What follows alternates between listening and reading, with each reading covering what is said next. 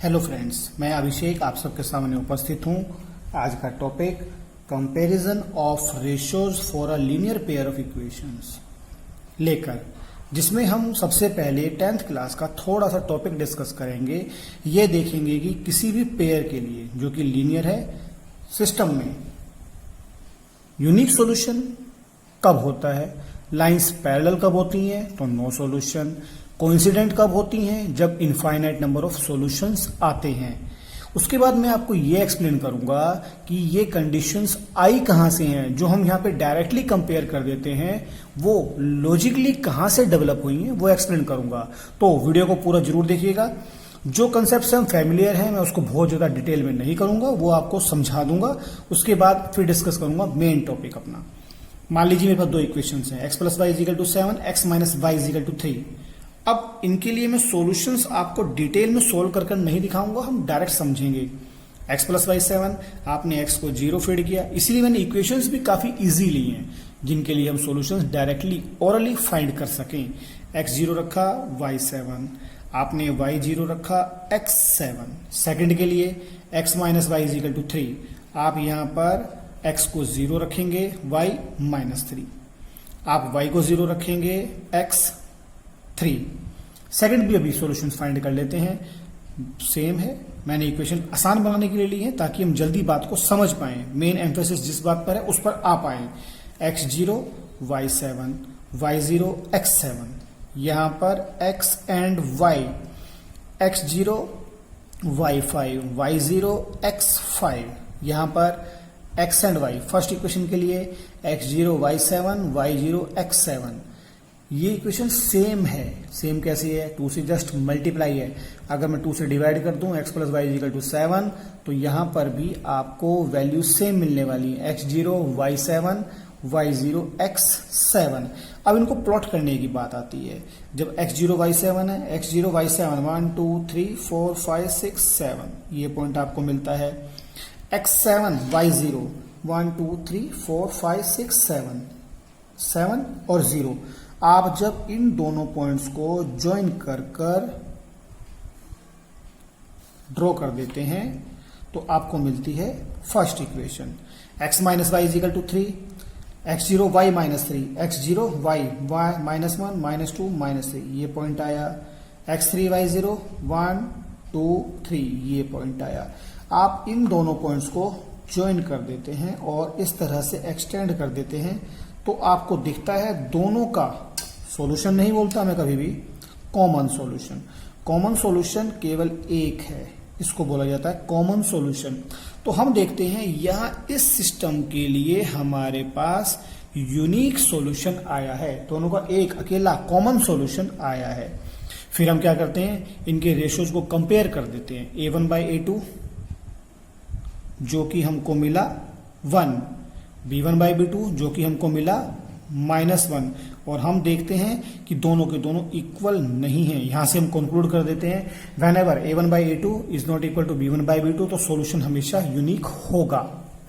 Second के लिए x 0 y 7 1 2 3 4 5 6 7, 7 0 1 2 3 4 5 6 7।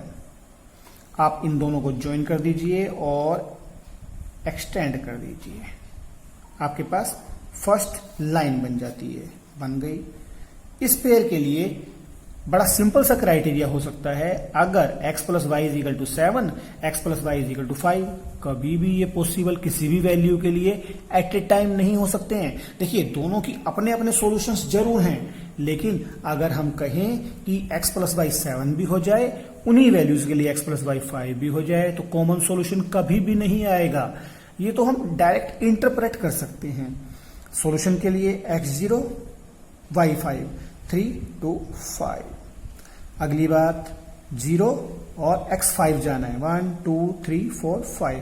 आप इन दोनों को ज्वाइन करके एक्सटेंड करेंगे तो आप देखेंगे दोनों के लिए लाइंस पैरेलल आ रही हैं, और पैरेलल आ रही हैं तो पैरेलल लाइंस तो कहीं भी कट नहीं करती हैं, और इसीलिए इसका नो सॉल्यूशन आएगा।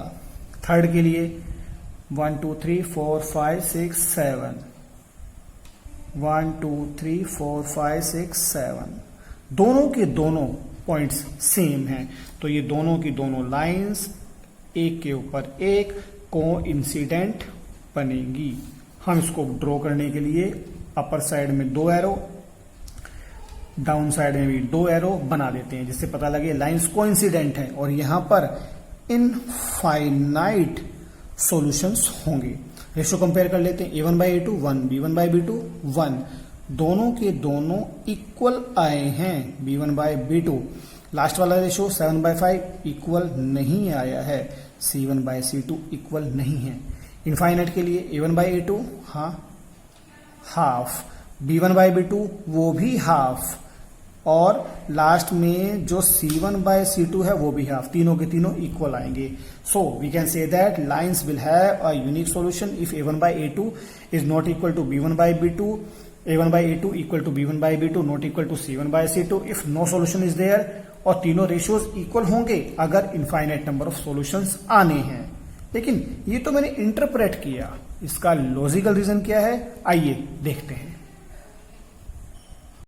Linear equation ax plus by is equal to c के लिए हम कन्वर्ट करते हैं by is equal to minus का ax plus c and y is equal to minus का a by b x plus c by B.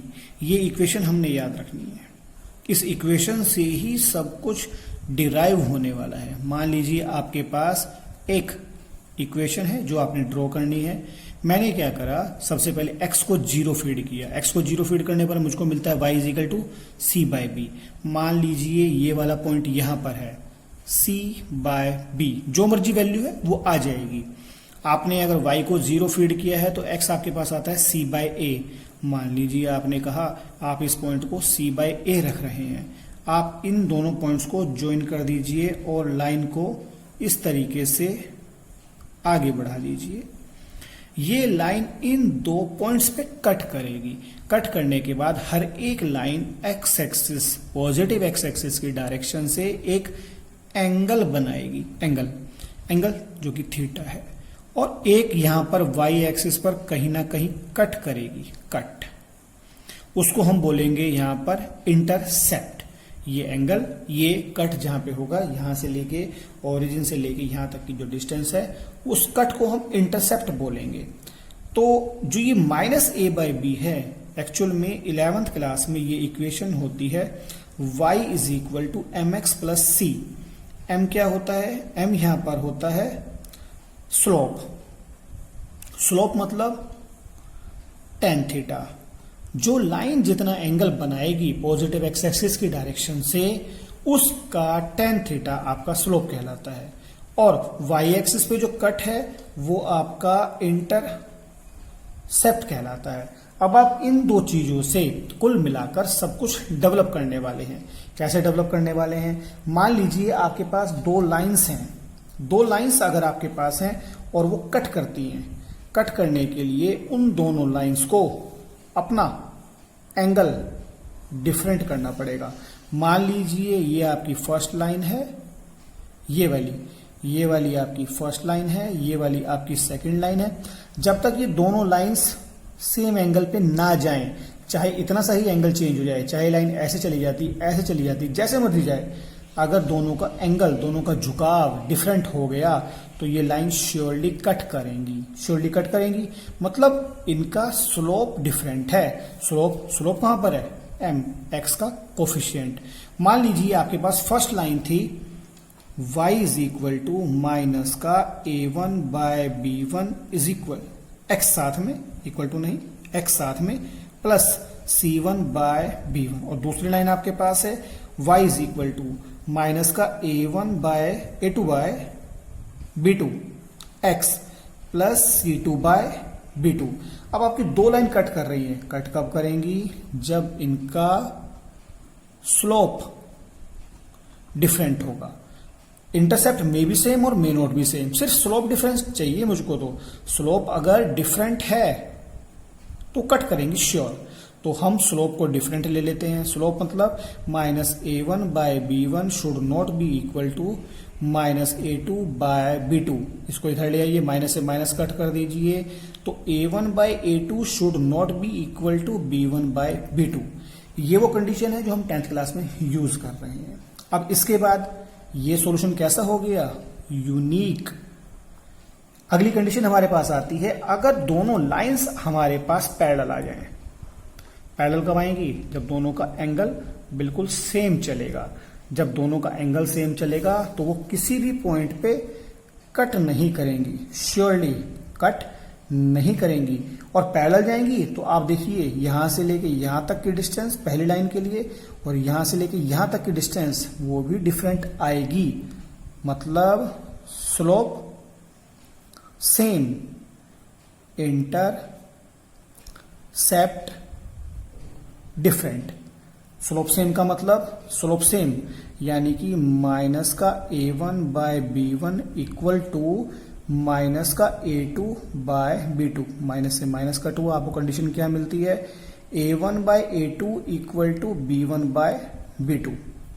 और आपका intercept कैसा है? डिफरेंट। इंटरसेप्ट कहां थे हमारे? c1b1 c2b2, ये डिफरेंट है, याद रखिएगा डिफरेंट है। तो आप क्या लिखेंगे? c1/b1 is not equal to c2/b2। ये कंडीशन आपको यहां से क्या मिलती है?